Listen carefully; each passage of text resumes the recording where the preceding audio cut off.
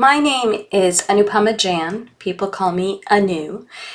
I am the executive director for the Gender Equity Commission in the mayor's office in City of Pittsburgh government. I've had this job for about 3.5 years. I am paid a publicly available amount of money for transparency in government. My salary is published. It is approximately $72,000 a year. I live in and work in Pittsburgh, Pennsylvania, in the United States. And I am expected to work 40 hours a week, business hours, Monday through Friday, East Coast time. And there are very strict rules about overtime and other things. Once again, because it's a government job, it has certain kinds of expectations and requirements and transparency. I think things like pay should be absolutely front and center of what we talk about when we're talking about work. There is a standard that it's impolite to talk about money, but when we're talking about workplaces and when we're sharing information, and when we're talking about equity, which is my job, gender inequity has survived in part because people don't know each other's salaries. So I'll just start with that's a little hint of what I do. I work with people. There are about 3,500 people employed by the city of Pittsburgh. And I work very closely with people in our Office of Equity. Everyone in that office has a specific area that they work on, whether that's business development, immigrant and refugee communities, veterans, young people in our city. And we're each trying to work together to make sure that this is a city that's made livable for everyone. In addition to working with other city employees, I also work very closely with different stakeholders in the community. I work with a group of volunteers who have been appointed by the mayor to a commission. And then we engage with different community members to make sure that when we're making policy recommendations, because we're trying to change the local laws in the ways that they need to be updated, that they need to be reassessed. We need to adopt best practices from elsewhere that lead to a thriving municipality. How I got here is a lot of people, I think, have jobs that are not a straight path from, say, finishing one's education, if one is lucky enough to have access to education, and a job that one works through retirement, which in past generations, especially in the United States, that might have seemed like the goal. I jokingly describe myself as being on my third career. So I started off as a professor of literary and cultural studies. I did that for a decade. And then for family and personal reasons, I had to pivot and I moved to Pittsburgh to be with my spouse. And I started a small business. So Inclusent is a diversity, equity, and inclusion consulting company. We work specifically in the greater Pittsburgh region to help build local capacity for diversity, equity, and inclusion. And we've worked with about 100 organizations, mainly nonprofits, higher education, and cultural institutions like museums over the past 5 years, 2015 to 2020, I should say. And then this job presented itself, and the job did not exist prior. I'm the inaugural executive director of the Gender Equity Commission. There are fewer than 10 American cities that have a commission such as this one, although there are related commissions. So my job isn't something I could have aspired to when I was doing my training in education. even though I've done three very different things, being a professor, starting a small business, and acting as a consultant, and now working for local government on policy, what has been consistent is the things that I work on. So I've worked on issues of inclusion and equity, social justice throughout my career. And that's certainly something that my training, especially my research background, prepared me for. And also community engagement. What does it mean to belong? How do we fit into community? So I wrote an academic book that was published in 2011 that's about the American dream as a story about communities in the United States and who is expected to be part of that community or not. And so I'm still doing that work, but I'm applying it in different ways. It is extremely hard currently to find jobs that combine autonomy, wages high enough to live comfortably in the United States, and where people are able to thrive as fully, holistically as they might. There is the American workplace, just to speak about that, because that's what I know best. There's a great deal of bullying. There's a great deal of conflict. There is a great deal of bias limiting who can do which jobs. That is not to be discouraging. It's just to suggest that research is really everyone's friend, including thinking about work. To really talk to people when you're thinking about industries, ask about the atmosphere, ask about the environment, because for most of us in the world, we don't have a choice but to work for practical, pragmatic, financial reasons. But if we have opportunities to make decisions and choices about where we work and how we work, there's some questions that one can ask.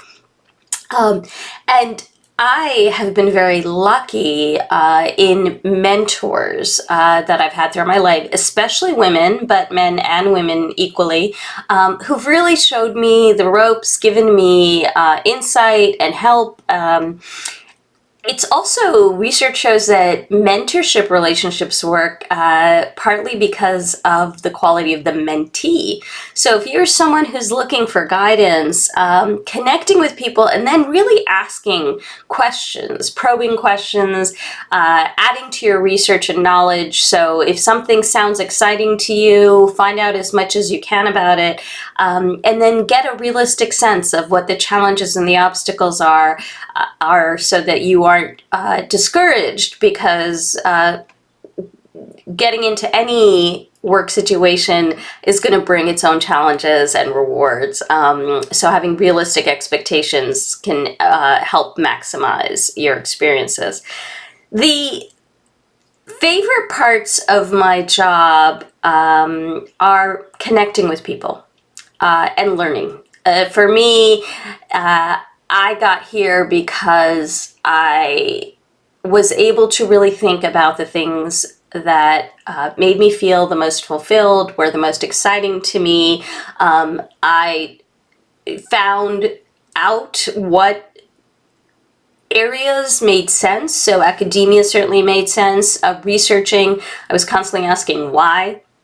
Academia is a tough place right now in the United States. Over 75% of the people doing college level instruction are contingent. They don't have job security.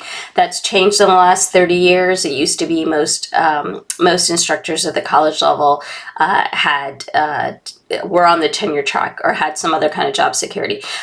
So I wouldn't necessarily suggest that this is a job to aim for. I also think that for people who are in high school or college in 2021, it's really unpredictable. It's an especially unpredictable time that when you're ready to be thinking about careers, in career development in 10 years, what it will look like to be a professor. But I would certainly discourage anyone from aiming or striving for the professoriate without really talking to a lot of people, where you're thinking of living, what the job opportunities are, what the quality of life is for the people in those jobs. I loved being a professor. It was absolutely a dream job, but it was also work.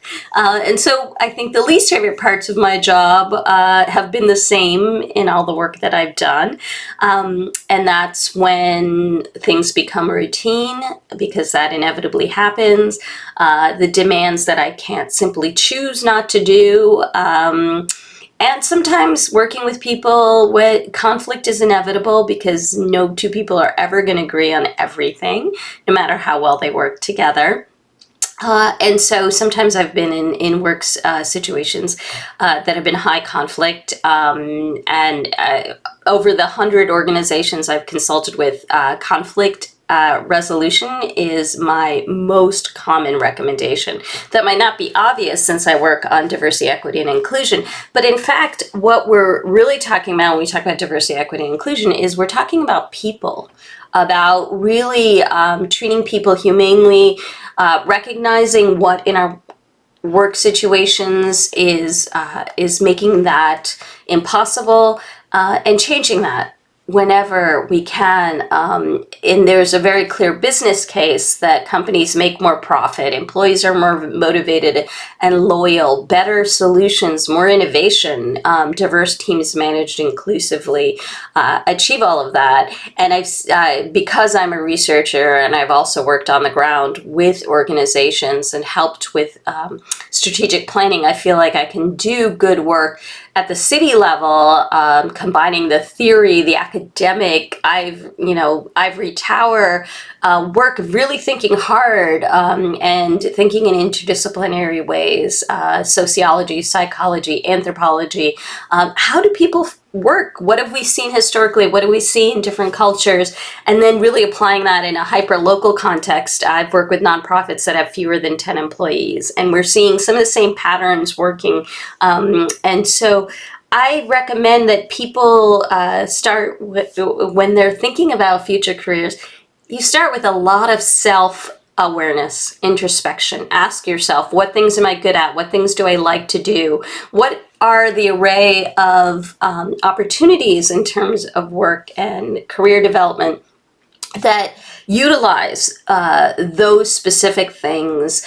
And I think to start, to be totally honest with oneself, and not to think about what other people might think are the important things.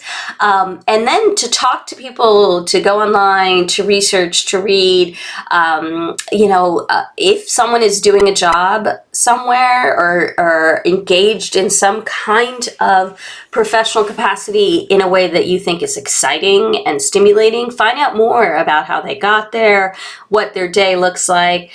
My day is completely unpredictable. Like many people, I tend to have lots of meetings. Sometimes it takes 2 and 3 years of meeting with people to come up with solutions to big problems. So, for example, some of the problems I'm working on right now across the city are poverty, how to alleviate poverty, how to address gender-based violence, how to make sure that anyone in this city has access to the same jobs, the same opportunities, the same information, that based on your social identity, whether it's gender or race or the language you speak or your country of origin, that none of those things should determine how much the city provides you the same things and affords you the same chances for success as any other person. We did a major research report in 2019 which proved definitively that that's not the case, that in Pittsburgh our city resources are not equally distributed, and so that's tough. It's a tough reality. It's unfortunate. Unfortunately, this is a story throughout the United States. The work that I do is exciting to me because I am constantly learning new things. I'm constantly engaging with people. I'm working right now with a group on 20-year planning for how we use land in our city.